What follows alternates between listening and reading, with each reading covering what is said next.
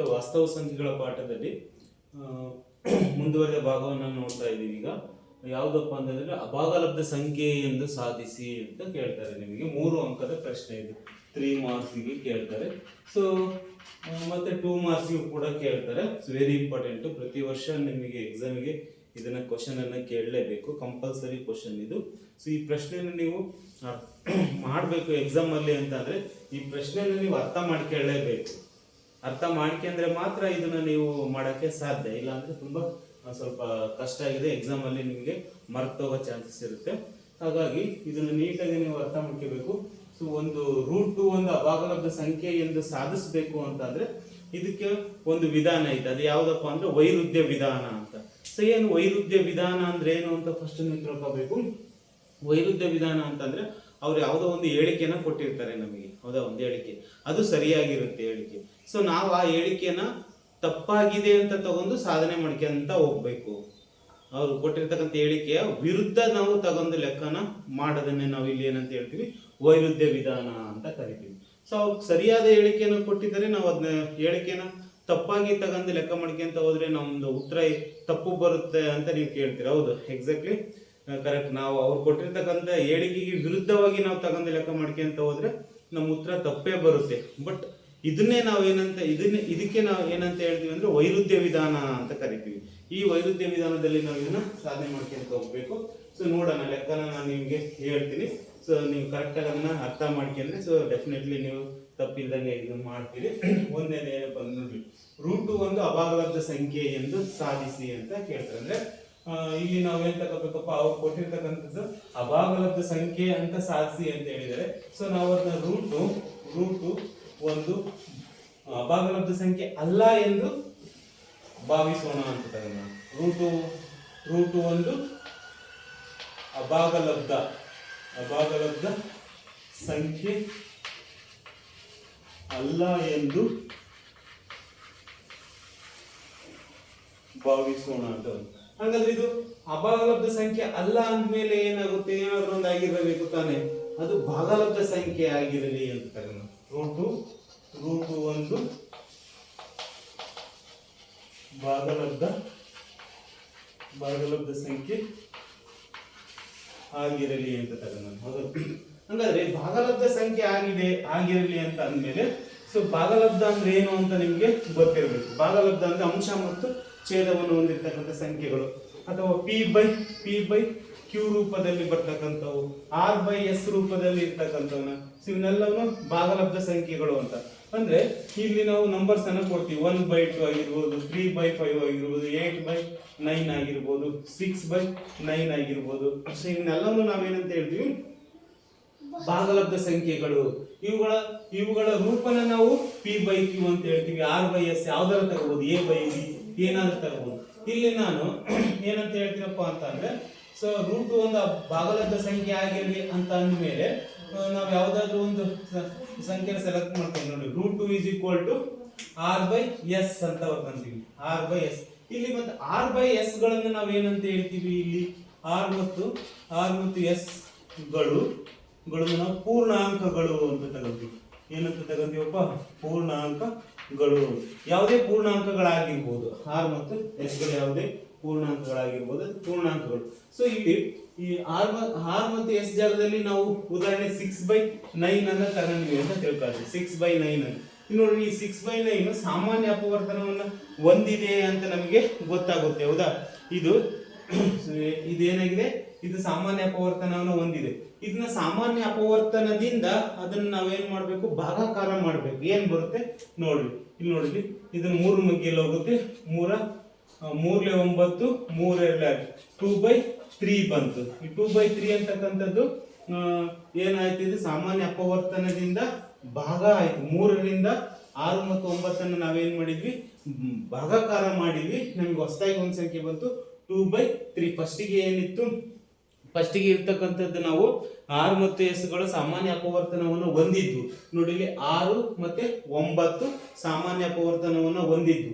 So ಇಲ್ಲಿ ಬರೀತಿ ನೋಡ್ರಿ, R ಮತ್ತು S ಗಳು ಸಾಮಾನ್ಯ ಅಪವರ್ತನವನ್ನು, R ಮತ್ತು S ಗಳು ಇಲ್ಲಿ ಏನಾಗಿದಾವಪ್ಪ, ಸಾಮಾನ್ಯ ಅಪವರ್ತನವನ್ನು ಹೊಂದಿದವೆ ಅಂತ ಬರೀತೀವಿ. ಸಾಮಾನ್ಯ ಅಪವರ್ತನ ಒಂದಿದೆ ಅಂತ ಬರ್ತದೆ. ಅಂದ್ರೆ ನೋಡಿ, ಉದಾಹರಣೆ R/S ಜಾಗದಲ್ಲಿ 6/9 ಅಂತ ತಗೊಂಡೆ ಅಂತ ತಿಳ್ಕೊಳ್ಳಿ.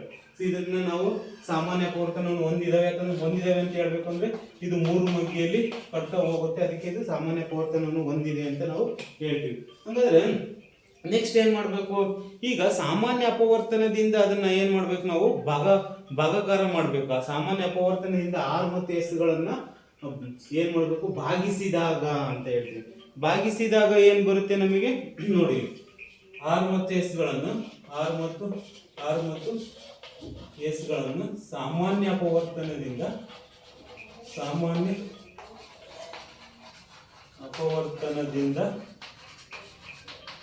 ಭಾಗಿಸಿದಾಗ, ಸೊ ಅದನ್ನ ಭಾಗಿಸಿದಾಗ ನಮ್ಗೆ ಏನ್ ಬಂತು, ಇಲ್ಲಿ 2/3 ಬಂತು. ನೋಡಿ 2/3 ಬರುತ್ತೆ. ನೋಡಿ √2 = R/S ಅನ್ನ ಭಾಗಿಸಿದಾಗ ಏನ್ ಬರುತ್ತೆ, ಬೇರೆ ಒಂದು ಸಂಖ್ಯೆ ಬರುತ್ತೆ. ಅದನ್ನ ನಾವು A/B ಅಂತ ಬರ್ಕೊಂತೀವಿ. ಏನಂತ ಬರ್ಕೊಂಡ್ವಿ, A/B. ಹಾಗಾದ್ರೆ A ಮತ್ತು B ಗಳು ಏನು, A ಮತ್ತು B ಗಳು ಇವನ್ನ ನಾವೇನಂತ ಕರಿತೀವಿ, ಸಹ ಅವಿಭಾಜ್ಯ ಸಂಖ್ಯೆಗಳು ಅಂತ ಕರಿತೀವಿ. ಯಾವುದೇ ಒಂದು ಪೂರ್ಣಾಂಕಗಳಿಂದ ನಾವು ಅವನ್ನ ನಾವು ಭಾಗಾಕಾರ ಮಾಡಿ ಬಂದಿರತಕ್ಕಂತ ಸಂಖ್ಯೆಗಳನ್ನು ನೀವು ನೋಡಿದ್ರೆ ಅವು ಅವಿಭಾಜ್ಯ ಸಂಖ್ಯೆಗಳೇ ಆಗಿರ್ತವೆ.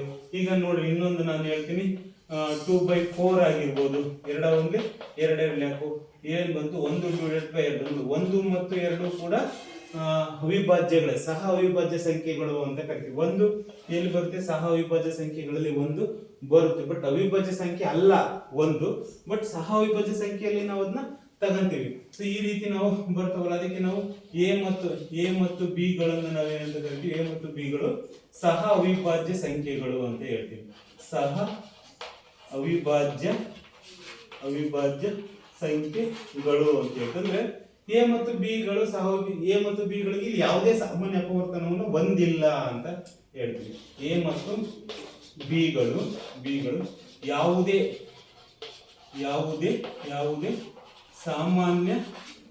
ಸಾಮಾನ್ಯ ಅಪವರ್ತನ ಹೊಂದಿಲ್ಲ ಅಂತ ಹೇಳ್ತೀವಿ. ಸಾಮಾನ್ಯ ಅಪವರ್ತನ ಹೊಂದಿಲ್ಲ. ಸೊ ಯಾವುದೇ ಸಾಮಾನ್ಯ ಅಪವರ್ತನವನ್ನ ಹೊಂದಿಲ್ಲ ಅಂತ ಗೊತ್ತಾಯ್ತು.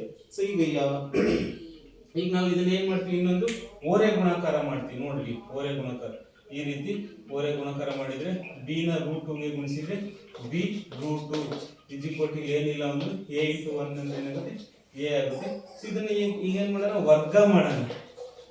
ವರ್ಗ ಮಾಡಿದಾಗ ಎರಡು ಕಡೆಗೆ ವರ್ಗ ಮಾಡಿದಾಗ ನೋಡಿ, B² √2 whole square = A². Square root ಬಿಟ್ಟು ಗೆಟ್ ಕ್ಯಾನ್ಸಲ್, B² ಇಲ್ಲಿ ಏನು ಉಳಿತು, 2 ಉಳಿತು. 2 = ಇಲ್ಲಿ A² ಅನ್ನು ಬರೀತೀವಿ. ಸೊ B² ಅನ್ನ ಇಲ್ಲೇ ಇಟ್ಕೊಳ್ಳೋಣ. ಸೊ = A² ಎರಡನ್ನ ಆ ಕಡೆ ಹಾಕೋಣ. ಇಲ್ಲಿ ಬರುತ್ತೆ 2 ಛೇದದಲ್ಲಿ ಬಂತು. ಈಗ ನಾವೇನ್ ಹೇಳ್ತೀವಪ್ಪ ಅಂತಂದ್ರೆ, ಇಲ್ಲಿ ನಿಮಗೆ ಟೆಕ್ಸ್ಟ್ ಬುಕ್ ನಲ್ಲಿ ಒಂದು ಪ್ರಮೇಯ ಇದೆ. ಪ್ರಮೇಯ 1.2 ನಲ್ಲಿ ಒಂದು ಪ್ರಮೇಯನ ಕೊಟ್ಟಿದ್ದಾರೆ. ಏನಪ್ಪಾ ಅಂತಂದ್ರೆ, ಅಲ್ಲಿ ನೋಡ್ಲಿ, 2 A² ಅನ್ನ ಭಾಗಿಸುತ್ತದೆ. ಹಾಗಾದ್ರೆ 2 A ನ್ನು ಕೂಡ ಏನ್ ಮಾಡುತ್ತೆ, ಭಾಗಿಸುತ್ತದೆ. ಅರ್ಥ ನೋಡ್ರಿ, 2 16 ಅನ್ನ ಭಾಗಿಸುತ್ತದೆ ಅಂತ ತಗೊಂತೀವಿ ಅಂತ ತಿಳ್ಕೊಳ್ರಿ. 2 16 ಅನ್ನ ಭಾಗಿಸುತ್ತದೆ ಅಂದ್ರೆ 2 4² ಅನ್ನ ಭಾಗಿಸುತ್ತದೆ. ಹೌದಾ, 2 4² 16 ಅಂದ್ರೂ ಅಷ್ಟೇ, ಏನು 4² ಅಂದ್ರೂ ಅಷ್ಟೇ. 2 4² ಅನ್ನ ಭಾಗಿಸುತ್ತದೆ.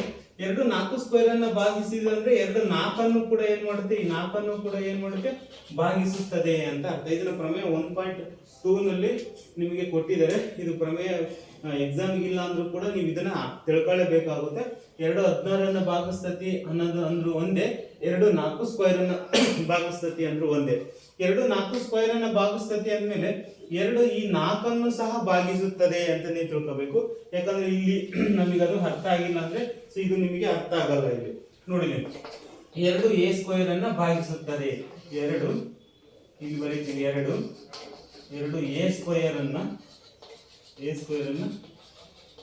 ಭಾಗಿಸುತ್ತದೆ ಅಂತ ಆಯ್ತು. ಎರಡು ಎ ಸ್ಕ್ವೇರ್ ಅನ್ನು ಭಾಗಿಸುತ್ತದೆ ಅಂತ ಅಂದ್ಮೇಲೆ ಎರಡು ಎ ಅನ್ನು ಕೂಡ ಏನ್ ಮಾಡುತ್ತೆ, ಎ ಅನ್ನು ಕೂಡ ಭಾಗಿಸುತ್ತದೆ ಅಂತ ಆಗುತ್ತೆ. ಈಗ ನಿಮಗೆ ಗೊತ್ತಾಯ್ತು, ಎರಡು ಎ ಅನ್ನ ಭಾಗಿಸ್ತತಿ ಅಂದ ಮೇಲೆ ನೋಡಿಲಿ, ಎರಡು ಎ ಅನ್ನ ಭಾಗಿಸ್ತತಿ ಅಂದ್ಮೇಲೆ ಶೇಷ ಏನ್ ಬರುತ್ತೆ, 0 ಬರುತ್ತೆ. ಇಲ್ಲಿ ಒಂದು ಸಂಖ್ಯೆ ಬರುತ್ತೆ, ಹೌದಾ? ಶೇಷ ಕಂಪ್ಲೀಟ್ 0 ಐತಂದ್ರೆ ಎ ಅನ್ನೋದು ಎರಡರ ಮಗ್ಗಿಯಿಂದ ಭಾಗ ಆಗುತ್ತೆ, ಎರಡರ ಮಗ್ಗಿಯಲ್ಲಿ ಎ ಬರುತ್ತೆ ಅಂತ ಆಯ್ತು. ಅಂದ್ರೆ ಎರಡು ಎ ನ ಅಪವರ್ತನ ಅಂತ ಬರೀತೀವಿ. ಎರಡು ಎ ನ ಅಪವರ್ತನ, ಎರಡು ಎ ನ ಅಪವರ್ತನ ಅಂತ ನಮ್ಗೆ ಇಲ್ಲಿ ಸಿಗುತ್ತೆ. ಹಾಗಾದ್ರೆ ಎರಡು ಎ ನ ಅಪವರ್ತನ ಅಂತ ಅಂದ್ಮೇಲೆ ನಾವು ಇಲ್ಲಿ ನೋಡಿ, ಇದನ್ನ ನೋಡ್ಬೋದು, ನಾವು ಭಾಗಕಾರದ ಒಂದು ನಿಯಮನ ನೋಡ್ಬೋದು. ಏನು, ಇದನ್ನ ಭಾಜ್ಯ ಅಂತ ಹೇಳ್ತೀವಿ. ಭಾಜ್ಯ ಇಸ್ ಈಕ್ವಲ್ ಟು ಇವೆರಡು ಗುಣಲಬ್ಧ, ಭಾಜಕ ಮತ್ತು ಭಾಗಲಬ್ಧ ಗುಣಲಬ್ಧ ಪ್ಲಸ್ ಶೇಷ ತಗೊಂತೀವಿ. A is equal to 2c plus 0 ಅಂತ ಬರ್ಕೊಂತೀವಿ. 0 ಅಂದ್ರೆ ಅದು ಶೇಷ 0 ಬಂದಿರೋದ್ರಿಂದ ಅಲ್ಲಿ 0ನ ತಗೊಂತೀವಿ. ಸೊ ಅದನ್ನೇ ಇಲ್ಲಿ ಬರೀತೀವಿ. ಎರಡು ಎ ನ ಅಪವರ್ತನ ಅಂತ ಅಂದ್ಮೇಲೆ ಇದನ್ನ ನೀವು ನೆನ್ಪಿಟ್ಕೋಬೇಕು. ಇದನ್ನ ಇಲ್ಲಿ ಏನಾಗುತ್ತೆ, ಇಲ್ಲಿ A is equal to 2c ಅಂತ ಬರೀತೀವಿ. A is equal to 2c ಅಂತ ಆಯ್ತು. ಇದನ್ನ ನಾವು ಏನ್ ಮಾಡ್ತೀವಿ, ಸಮೀಕರಣ 1ರಲ್ಲಿ ಹಾಕ್ತೀವಿ. ಹೊರೆ ಗುಣಾಕಾರ ಮಾಡಿದ್ವಿ. ಇಲ್ಲಿ ಸಮೀಕರಣ 1 ಅಂತ ನಾವು ಇಲ್ಲಿ ಕೊಡಬೇಕಿತ್ತು. ಇದನ್ನ ಸಮೀಕರಣ 1 b square into 2 is equal to a square. ಇದನ್ನ ಸಮೀಕರಣ 1ರಲ್ಲಿ ಏನ್ ಮಾಡೋಣ, ಆದೇಶಿಸಿದಾಗ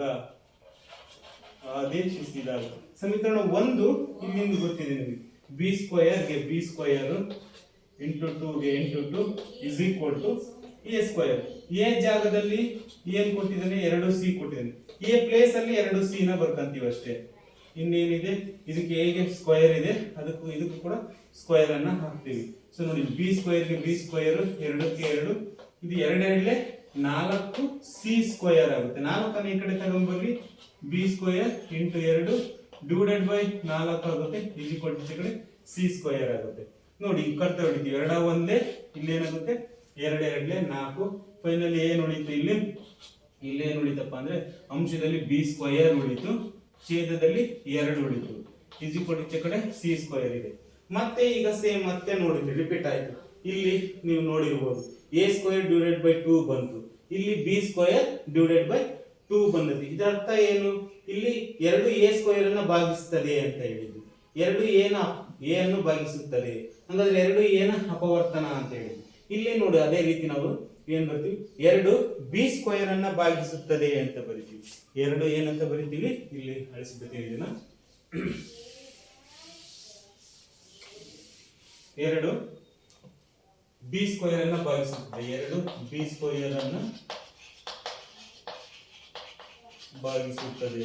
2 ಬಿ ಸ್ಕ್ವೇರ್ ಅನ್ನ ಭಾಗಿಸಿದ ಮೇಲೆ 2 ಬಿ ಅನ್ನು ಭಾಗಿಸುತ್ತದೆ, 2 ಬಿ ಅನ್ನ ಭಾಗಿಸುತ್ತದೆ.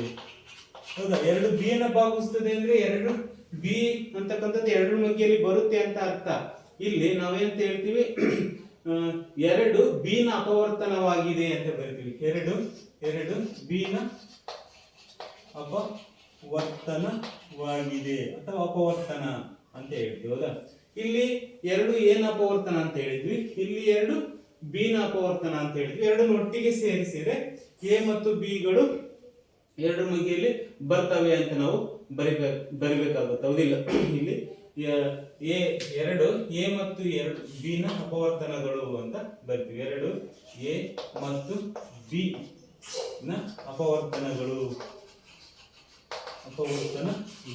ಅಂತ ಹೇಳ್ತೀವಿ. ಇಲ್ಲಿ ನಾವೇಂತ ಹೇಳಿದ್ವಿ, ನಾವು ನೋಡಿ, root is equal to a by b ಗಳು ಸಹ ಅವಿಭಾಜ್ಯ ಸಂಖ್ಯೆಗಳು ಅಂತ ಹೇಳಿದ್ವಿ. ಅಂದ್ರೆ ಎ ಮತ್ತು ಬಿ ಗಳು ಯಾವುದೇ ಸಾಮಾನ್ಯ ಅಪವರ್ತನವನ್ನು ಹೊಂದಿಲ್ಲ ಅಂತ ಹೇಳಿದ್ವಿ. ಇಲ್ಲಿ ನೋಡ್ರಿ, ಎ ಮತ್ತು ಬಿ ಗಳು 2 ಅಂತಕ್ಕಂಥ ಒಂದು ಸಾಮಾನ್ಯ ಅಪವರ್ತನವನ್ನು ಹೊಂದಿದೆ ಅಂದ್ರೆ ಏನರ್ಥ, ಇಲ್ಲಿ ನಮಗೆ ಬಂದಿರತಕ್ಕಂಥ ಹೇಳಿಕೆಗೆ ವಿರುದ್ಧವಾಗಿದೆ ಅಂತ ಆಯ್ತು. ನಾವು ರೂಟ್ ನ ಎ ಬೈ ಬಿ, ಎ ಮತ್ತು ಬಿ ಗಳು ಅವಿಭಾಜ್ಯ ಸಂಖ್ಯೆಗಳು ಅಂತ ಪ್ರೂವ್ ಮಾಡಿ, ಮತ್ತೆ ನಾವು ಎ ಮತ್ತು ಬಿ ಗಳು ಯಾವುದೇ ಸಾಮಾನ್ಯ ಅಪವರ್ತನವನ್ನು ಹೊಂದಿಲ್ಲ ಅಂತ ಇದನ್ನ ನೆನಪಿಟ್ಕೋಬೇಕು. ಯಾವುದೇ ಸಾಮಾನ್ಯ ಅಪವರ್ತನವನ್ನು ನಾವು ಹೊಂದಿಲ್ಲ ಅಂತ ಹೇಳಿದ್ವಿ. ಬಟ್ ಪ್ರೂವ್ ಮಾಡ್ಕೊಂತ ಹೋದಾಗ ಎಗೆ ಒಂದು 2 ಸಾಮಾನ್ಯ ಅಪವರ್ತನ ಇದೆ, ಮತ್ತೆ ಇಲ್ಲಿ ಬಿಗೆ ಕೂಡ 2 ಅಂತಕ್ಕಂಥದ್ದು ಸಾಮಾನ್ಯ ಅಪವರ್ತನ. ಅಂದ್ರೆ ಎ ಮತ್ತು ಬಿಗೆ 2 ಸಾಮಾನ್ಯ ಅಪವರ್ತನವಾಗಿದೆ ಅಂತ ಬಂದ್ಬಿಡ್ತು. ಸೊ ಯಾಕೆ ಹಿಂಗ ಆಯ್ತು ಅಂತಂದ್ರೆ ನಾವು ತಪ್ಪಾದ ಹೇಳಿಕೆನ ನಾವು ಸರಿಯಾಗಿ ಎತ್ತದು √1 ಅಭಾಗಲಬ್ಧ ಸಂಖ್ಯೆ ಅಂತ ಇತ್ತು, ಅದನ್ನ ಅಭಾಗಲಬ್ಧ ಸಂಖ್ಯೆ ಅಲ್ಲ ಅಂತ ಹೇಳಿ ತಗೊಂಡು ನಾವು ಪ್ರೂವ್ ಮಾಡ್ಕೊಂತ ಹೋದಾಗ ನಮ್ಮ ಉತ್ತರ ಏನಾಗಿದೆ ಇಲ್ಲಿ ತಪ್ಪಾಗಿ ಬಂದ್ಬಿಡ್ತು. ಸೊ ಹಾಗಾದ್ರೆ ನಾವೇನಪ್ಪ ಅಂದ್ರೆ ಏನ್ ಮಾಡ್ಬೇಕೀಗ ನೋಡಿರಿ, ಇಲ್ಲಿ ನಾವೇನಂತ ಹೇಳ್ತೀವಿ, ನಮ್ಮ ಹೇಳಿಕೆ ತಪ್ಪಾಗಿದೆ ಅಂತ ಬರೀಬೇಕು. ಇಲ್ಲಿ ನಮ್ಮ ಹೇಳಿಕೆ ಏನಾಗಿದೆ, ತಗೊಂಡಿರ್ತಕ್ಕಂಥ ಹೇಳಿಕೆ ಏನಾಗಿದೆ, ತಪ್ಪಾಗಿದೆ. ಸೊ ಮತ್ತೆ ಸರಿಯಾದ ಹೇಳಿಕೆ ಇದು ವೈರುಧ್ಯಕ್ಕೆ ಎಡೆ ಮಾಡಿ ಕೊಡುತ್ತದೆ. ನಮ್ಮ ಹೇಳಿಕೆ ತಪ್ಪಾಗಿದೆ, ಈ ರೀತಿ ಇದು ಮಾಡಿದ್ರೆ ಇದು ವೈರುಧ್ಯ ಅಂತ ಅಂದ್ರೆ ಅದೇ ನಾವು ತಗೊಂಡಿರ್ತಕ್ಕಂಥ ಹೇಳಿಕೆಗೆ ವಿರುದ್ಧವಾಗಿರೋದನ್ನ ನಾವು ವೈರುಧ್ಯ ಅಂತ ಹೇಳ್ತೀವಿ. ಈಗ ನಾವು ಸರಿಯಾದ ಹೇಳಿಕೆ ಏನಂದ್ರೆ ರೂಟ್ ಅಂತಕ್ಕಂಥದ್ದು ಒಂದು ಅಭಾಗಲಬ್ಧ ಸಂಖ್ಯೆ ಅನ್ನೋದೇ ಸರಿಯಾಗಿದೆ. ರೂಟ್ ಒಂದು ಅಭಾಗಲಬ್ಧ ಸಂಖ್ಯೆಯಾಗಿದೆ ಅಂತ ನೀವು ಬರಿಬೇಕಾಗುತ್ತೆ. ಇಷ್ಟು 3 ಅಂಕಗಳಿಗೆ ಕೇಳ್ತಾರೆ ನಿಮ್ಗೆ. ಇದನ್ನ ನೀವು ಅರ್ಥ ಮಾಡ್ಕೊಂಡಿದ್ದಂಗೆ ನೀವು ಒಂದ್ ಯಾವ್ದೋ ಒಂದು ಫುಡ್ ಮೆಥಡ್ ಅಲ್ಲಿ ನೀವೇನಾದ್ರೂ ಮಾಡ್ಕೊಂತ ಹೋದ್ರೆ ಅಂದ್ರೆ ಎಕ್ಸಾಮ್ ಅಲ್ಲಿ ನಿಮ್ಗೆ ಡೆಫಿನೆಟ್ ಆಗಿ ನಿಮ್ಗೆ ಅದು ಮರ್ತೇ ಹೋಗುತ್ತೆ. ಯಾಕಂದ್ರೆ 3 ಅಂಕಗಳು ಇರೋದ್ರಿಂದ ಪ್ರತಿಯೊಂದು ಸ್ಟೆಪ್ಸ್ ಅನ್ನ ನೀವು ನೋಡ್ಬೇಕಾಗುತ್ತೆ. ಸೊ 6 ರಿಂದ 12 ಸ್ಟೆಪ್ಸ್ ಮೇಲೆ ಇರಬೇಕಾಗುತ್ತೆ ನಮಗೆ 3 ಅಂಕಗಳನ್ನ ನೀವು ತಗೋಬೇಕು ಅಂತಂದ್ರೆ. ಸೊ ಹಾಗಾಗಿ ಇದು ಅತ್ಯಂತ ಈಸಿ ಆಗಿದೆ. ಒಂದು ಸ್ಟೋರಿ ತರ ನೀವು ಇದನ್ನ ಏನ್ ಮಾಡ್ಬೋದು, ಪ್ರಾಕ್ಟೀಸ್ ಮಾಡಿದ್ರೆ ನಿಮಗೆ ಡೆಫಿನೆಟ್ಲಿ ಮರ್ತೋಗಲ್ಲ. ಸೊ ಬೇಕಾದ್ರೆ ಇನ್ನೊಂದ್ಸಲ ಹೇಳ್ಬಿಡ್ತೀನಿ ನಿಮಗೆ. √1 ಅಭಾಗಲಬ್ಧ ಸಂಖ್ಯೆಯನ್ನು ಸಾಧಿಸಿ ಅಂತ ಹೇಳಿದರೆ ಫಸ್ಟ್ ನಾವ್ ಏನ್ ತಗೊಂತೀವಪ್ಪ, √2ನ ಏನಂತ ಹೇಳ್ತೀವಿ, ಅಭಾಗಲಬ್ಧ ಸಂಖ್ಯೆ ಅಲ್ಲ ಎಂದು ಭಾವಿಸೋಣ ಅಂತ ತಗೊಂತೀವಿ. ಅಲ್ಲ ಅಂದ್ಮೇಲೆ ಅದೇನು, ಅದು ಒಂದು ಭಾಗಲಬ್ಧ ಸಂಖ್ಯೆ ಆಗಿರಲಿ ಅಂತ ತಗೊಂತೀವಿ. ಭಾಗಲಬ್ಧ ಸಂಖ್ಯೆ ಅಂದ್ಮೇಲೆ ನಾವು ರೂಪನ ಕೊಡ್ಲೇಬೇಕು ತಾನೆ. p/q r/s ಏನಾದ್ರೂ ಒಂದು ನಾ ಏನ್ ಕೊಟ್ಟಿದ್ದೀನಿ, r/s ಅಂತ ಕೊಟ್ಟಿದ್ದೀನಿ. r/s √2 r/s ಅಂತ ಒಂದು ರೂಪನ ಕೊಡ್ತೀವಿ. ಯಾಕಂದ್ರೆ ಅದು ನಾವು ಭಾಗಲಬ್ಧ ಸಂಖ್ಯೆ ಆಗಿರಲಿ ಅಂತ ತಗೊಂಡಿವಿ ಅಂದ್ಮೇಲೆ ನಾವು ಭಾಗಲಬ್ಧ ಸಂಖ್ಯೆಯ ರೂಪ ಏನು ಅಂತ ಗೊತ್ತಿದೆ, r ಮತ್ತು s. r ಅಂದ್ರೆ ಏನು, s ಅಂದ್ರೆ ಏನು. s is not equal to 0. s ಜಾಗದಾಗ 0 ಇರಬಾರ್ದು, r ಜಾಗದಾಗೆ ಬೇಕಾದ್ರೆ 0 ಬರಲಿ. ಸೊ r ಮತ್ತು s ಗಳು 2 ಪೂರ್ಣಾಂಕಗಳು ಅಂತ ಹೇಳ್ತೀವಿ. r ಮತ್ತು s ಗಳನ್ನ ನಾವೇನಂತ ಕರಿತೀವಿ, ಪೂರ್ಣಾಂಕಗಳು. ಇಲ್ಲಿ ಯಾವುದೇ ಪೂರ್ಣಾಂಕಗಳನ್ನ ತಗೋಬಹುದು r ಜಾಗದಲ್ಲಿ. ಆದ್ರೆ ತಗೊಂಡಿರ್ತಕ್ಕಂಥ ಪೂರ್ಣಾಂಕಗಳಿಗೆ ಸಾಮಾನ್ಯ ಅಪವರ್ತನಗಳನ್ನು ನಾವು ಹೊಂದಿರ್ತವೆ ಅಂತ ಆಯ್ತು. ಸಾಮಾನ್ಯ ಅಪವರ್ತನಗಳನ್ನು ನಾವೇನಾದ್ರು ಹೊಂದಿದ್ರೆ ಆ ಸಾಮಾನ್ಯ ಅಪವರ್ತನದಿಂದ ನಾವು ಏನ್ ಮಾಡ್ಬೇಕು, ಅದನ್ನ r ಮತ್ತು s ಅನ್ನ ಭಾಗಿಸ್ಬೇಕು. ಭಾಗಿಸಿದ್ವಿ ಅಂತ ಅಂದ್ರೆ ಬರ್ತಕ್ಕಂಥದ್ದು ಏನು, ಎಂತ ಸಂಖ್ಯೆಗಳು, ಅದನ್ನ ನಾನು ಹಿಂಗ್ ಬರೀತೀನಿ. √2 a/b ಬಂತು. a/b ಅಂದ್ರೆ ಏನು, ಅವು ಸಹ ಅವಿಭಾಜ್ಯ ಸಂಖ್ಯೆಗಳು ಅಂತ. ಇವಕ್ಕೆ ಯಾವುದೇ ಸಾಮಾನ್ಯ ಅಪವರ್ತನಗಳನ್ನು ನೀವು ಹೊಂದಿಲ್ಲ ಅಂತ ಅರ್ಥ. ಇವು ಯಾವುದೇ ಸಾಮಾನ್ಯ ಅಪವರ್ತನಗಳನ್ನು ಹೊಂದಿಲ್ಲ ಅನ್ನೋದನ್ನ ನೀವು ಅಲ್ಲಿ ನೀವು ಮಸ್ಟ್ ಅಂಡ್ ಶುಡ್ ಬರಲೇಬೇಕು. ಯಾಕಂದ್ರೆ ಅದು ಇಂಪಾರ್ಟೆಂಟ್. ನೆಕ್ಸ್ಟ್ ನಾವು a/b ನ ಎರಡು ಸಾಮಾನ್ಯ ಅಪವರ್ತನ ಇದೆ ಅಂತ ನಮಗೆ ಬರುತ್ತೆ ನೆಕ್ಸ್ಟ್. ಅದಕ್ಕೆ ನಾವಿಲ್ಲಿ a ಮತ್ತು b ಗಳು ಯಾವುದೇ ಸಾಮಾನ್ಯ ಅಪವರ್ತನ ಹೊಂದಿಲ್ಲ ಅಂತ ನೀವು ಅದನ್ನ ತೋರಿಸಬೇಕಾಗುತ್ತೆ. ತೋರಿಸಿದ ಮೇಲೆ ಇದನ್ನ ಓರೆ ಗುಣಾಕಾರ ಮಾಡಿದಾಗ ಸಮೀಕರಣ ನಂಬರ್ 1 ಅಂತ ಇದಕ್ಕೆ ಗುರುತು ಮಾಡ್ಕೊಂಡಾಗ ನೋಡಿ, ಎರಡನ್ನ ಆಚೆ ಕಡೆ ಹಾಕಿದ್ರೆ a² / 2 ಅಂತ ಬಂತು. a² / 2 ಅಂತ ಬಂತಲ್ಲ, ಇದು ನೋಡ್ರಿ ಪ್ರಮೇಯದ ಪ್ರಕಾರ ನಾವು ಹೇಳ್ತಾ ಇದೀವಿ. ಇಲ್ಲಿ ನಾವು ಮಾಡ್ತಾ ಇದ್ದೀವಿ, ನೀವು ಈ ಟೆಕ್ಸ್ಟ್ ಬುಕ್ ಅಲ್ಲಿ 1.2 ನಲ್ಲಿ ಕೊಟ್ಟಿದ್ದಾರೆ. 2 a² ಅನ್ನು ಭಾಗಿಸುತ್ತದೆ, 2 a ನ ಭಾಗಿಸುತ್ತದೆ ಅಂದ್ಮೇಲೆ 2 a ನ ಅಪವರ್ತನ ಅಂತ ಆಯ್ತು. 2 a ನ ಅಪವರ್ತನ ಅಂದ್ಮೇಲೆ ಇದನ್ನ ನೀವು ನೆನ್ಪಿಟ್ಕೋಬೇಕು. ಯಾಕಂದ್ರೆ 2 a ನ ಅಪವರ್ತನದ ಮೆಥಡ್ ಯಾವ ತರ ಅಂದ್ರೆ, 2 ಭಾಜಕದಲ್ಲಿ ದೊಡ್ಡ ಸಂಖ್ಯೆ a ದೊಡ್ಡ ಸಂಖ್ಯೆನ 2 ಭಾಗಿಸುತ್ತದೆ. ಭಾಗಲಬ್ಧದಲ್ಲಿ ಒಂದು ಸಂಖ್ಯೆ ಬರುತ್ತೆ, ಶೇಷ 0 ಬರುತ್ತೆ.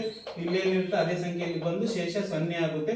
ಇದು ಸಿ ಅಂತಕ್ಕಂಥದ್ದು ಭಾಗಲಬ್ಧ, ಇದು ಭಾಜಕ, ಇದು ಭಾಜ್ಯ. ಭಾಜ್ಯ = ಭಾಜಕ ಇಂಟು ಭಾಗಲಬ್ಧ ಪ್ಲಸ್ ಶೇಷ ನಿಮಗೆ ಗೊತ್ತಿದೆ, ಕದ್ ಬಂದಿದ್ದೀರಿ ಹೌದಾ.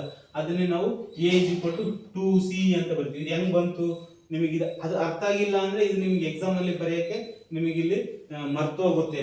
a = 2c ಅಂತ ಆಗುತ್ತೆ. a = 2c ಅಂತ ಅಂದ್ಮೇಲೆ ನಾವು ಇದು ನೋಡಿವಿ, ಇದನ್ನ ಸಮೀಕರಣ 1ರಲ್ಲಿ ಆದೇಶ ಮಾಡ್ತೀವಿ. ಸಮೀಕರಣ 1ರಲ್ಲಿ ಏನು ಸಮೀಕರಣ ಹೊಂದಿತ್ತು, b² into 2 is equal to A square. ನೋಡಿ B square into 2 is equal to A square. A ಜಾಗದಲ್ಲಿ ಮಾತ್ರ 2c ನ ಅಪ್ಲೈ ಮಾಡ್ತೀನಿ, ಸ್ಕ್ವಯರ್ಗೆ ಸ್ಕ್ವಯರ್ ಹಂಗೆ ಬರೀತೀನಿ. ನೆಕ್ಸ್ಟ್ ನೋಡಿ 2 2 4 ಸಿ ಸ್ಕ್ವಯರ್ ಆಗುತ್ತೆ. ಸೊ ಬಿ ಸ್ಕ್ವಯರ್ ಇಂಟು 2 ಹಂಗೆ 4 ಈ ಕಡೆ ತಗೊಂಡ್ರೆ ಛೇದಕ್ಕೆ ಬಂತು, 2 1 2 2 ಮತ್ತೆ ಬಿ ಸ್ಕ್ವಯರ್ ಡಿವೈಡೆಡ್ ಬೈ 2. ಇಲ್ಲಿ ಎ ಸ್ಕ್ವಯರ್ ಡಿವೈಡೆಡ್ ಬೈ 2 ಬಂದಿತ್ತು, ಇಲ್ಲಿ b square divided by 2 is equal to c square ಅಂತ ಇದೆ. ಇಲ್ಲಿ ಸೇಮ್ ಮತ್ತೆ ಏನು ಮಾಡ್ತೀವಿ, 2 ಬಿ ಸ್ಕ್ವಯರ್ ಅನ್ನು ಭಾಗಿಸುತ್ತದೆ, 2 ಬಿ ಅನ್ನು ಭಾಗಿಸುತ್ತದೆ ಅಂತ ಆಗುತ್ತೆ. ಮತ್ತೆ ಸರಿ, ಮತ್ತೆ ನಾವು ಇಲ್ಲಿ 2 ಎ ಮತ್ತು ಬಿ ನ ಅಪವರ್ತನಗಳು ಅಂತ ಹೇಳ್ತೀವಿ. 2 ಎ ಮತ್ತು ಬಿ ನ ಅಪವರ್ತನಗಳು. ಇಲ್ಲಿ ಏನ್ ತೆಗೆದಿದ್ವಿ, 2 ನೋಡಿ ಯಾವುದೇ ಸಾಮಾನ್ಯ ಅಪವರ್ತನ ಇಲ್ಲ ಅಂತ ಹೇಳಿದ್ವಿ. ಎ ಮತ್ತು ಬಿ ಗೆ ಯಾವುದೇ ಸಾಮಾನ್ಯ ಅಪವರ್ತನ ಇಲ್ಲ ಅಂದಿದ್ವಿ. ಇಲ್ಲಿ ಏನ್ ಬಂತು ನೋಡ್ಲಿ, ಎ ಮತ್ತು ಬಿ ಗಳು ಅಪವರ್ತನಗಳು, 2ರ ಅಪವರ್ತನಗಳು ಅಂತ ಬಂದ್ಬಿಡ್ತು. ಹಾಗಾಗಿ ಇಲ್ಲಿ ನಾವು ಮಾಡಿರ್ತಕ್ಕಂಥದ್ದು ತಪ್ಪಾಗಿದೆ, ಇಲ್ಲಿ ನಮ್ಮ ಹೇಳಿಕೆ ತಪ್ಪಾಗಿದೆ. ರೂಟು ಒಂದು ಅಭಾಗಲಬ್ಧ ಸಂಖ್ಯೆ ಆಗಿದೆ ಅಂತ ಹೇಳ್ತೀವಿ. ಸೊ ಇದನ್ನ ನೀವು ಏನು ಮಾಡಬೇಕಾಗುತ್ತೆ, ಪ್ರಾಕ್ಟೀಸ್ ಮಾಡಲೇಬೇಕಾಗುತ್ತೆ. ಸೊ ಒಂದು 2 ರಿಂದ 3 ಟೈಮು ಸೊ ನೀವು ಇದನ್ನ ಅರ್ಥ ಮಾಡ್ಕೊಂಡು ನೀವು ಇದನ್ನ ಪ್ರಾಕ್ಟೀಸ್ ಮಾಡಿದರೆ ಡೆಫಿನೆಟ್ಲಿ 3 ಅಂಕನ ನೀವು ತಗೊಂತೀರಿ. ಸೊ ಈ ಒಂದು ಪಾಠನ ಇಲ್ಲಿ ನಾನು ನಿಮಗೆ ಕಂಪ್ಲೀಟಾಗಿ ಹೇಳಿದ್ದೀನಿ. ಸೊ ಮತ್ತೆ ನಿಮಗೆ ಇನ್ನು ಏನಾದರೂ ಬೇಕು ಅಂತಂದರೆ ಕಮೆಂಟ್ಸ್ ಮಾಡಿ, ನಾನು ನಿಮಗೆ ಅದನ್ನು ಹೇಳ್ತೀನಿ. ಮತ್ತೆ ನಾವು ಮಾಡಿರ್ತಕ್ಕಂಥ ವಿಡಿಯೋನ ನೀವು ನೋಡಬೇಕು ಅಂತಂದರೆ ಪ್ರತಿಯೊಬ್ಬರು ಸಬ್ಸ್ಕ್ರೈಬ್ ಮಾಡಬೇಕು, ಇದನ್ನು ಶೇರ್ ಮಾಡಬೇಕು, ಲೈಕ್ಸ್ ಮಾಡಬೇಕು. ಹಿಂಗೆ ಮಾಡೋದ್ರಿಂದ ನಮಗೆ ನೆಕ್ಸ್ಟ್ ವಿಡಿಯೋನ ಹಾಕೋಕ್ಕೆ ನಮಗೆ ಚೆನ್ನಾಗಾಗುತ್ತೆ. ಸೊ ನಾವು ಹಾಕಿರ್ತಕ್ಕಂಥ ವಿಡಿಯೋನ ಫಸ್ಟ್ ನೀವು ನೋಡಬೇಕು ಅಂದರೆ ಬೆಲ್ ಬಟನನ್ನು ಒತ್ತಲೇಬೇಕು. ಸೊ ಒತ್ತಿರಿ. Thank you very much. ವಿಡಿಯೋನ